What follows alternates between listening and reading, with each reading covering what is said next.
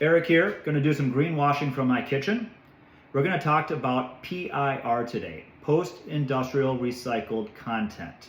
There are more and more products coming to market today getting certified that they are recycled content.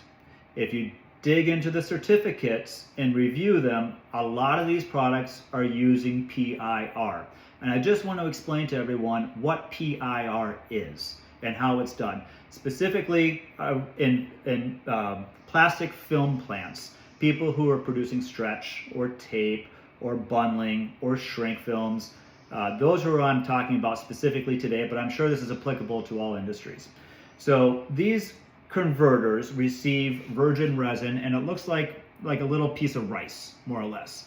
They melt that virgin resin down, they turn it into strands of spaghetti, and then it goes through the extrusion process where it gets either blown or extruded into a web of film. When you're producing something, say I'm producing tape here and I need this to be 48 millimeters, I'll have to take some trim off of this to make this roll of tape 48 millimeters. This 20-inch stretch film also needs to have some trim.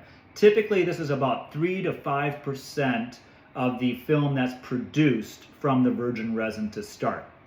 What everyone has done always is take that 3 to 5% and regrind it and reuse it internally.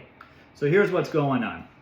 I have a cookie cutter, which happens to be a rodent of unusual size. I'm not sure why I have this cookie cutter, but we do. I don't even know what it is, which kind of rodent it is. Probably a squirrel. We have a lot of squirrels in our yard.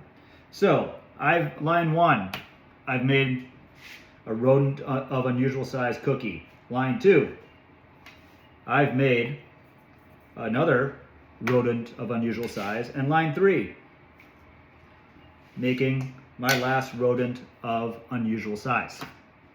Now I've got my trim. I'm going to take all that trim. I'm going to go out and certify that I take this trim, I regrind it, and I use it internally.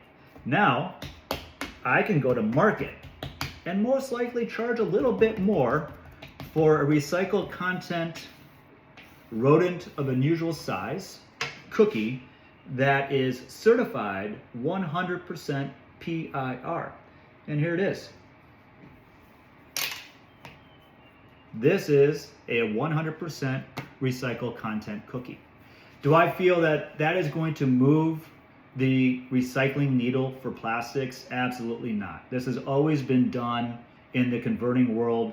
It's just people are getting certified for it now. I think it's confusing the circularity recycling efforts relative to plastics, as we are only recycling about 4% of our overall plastics today.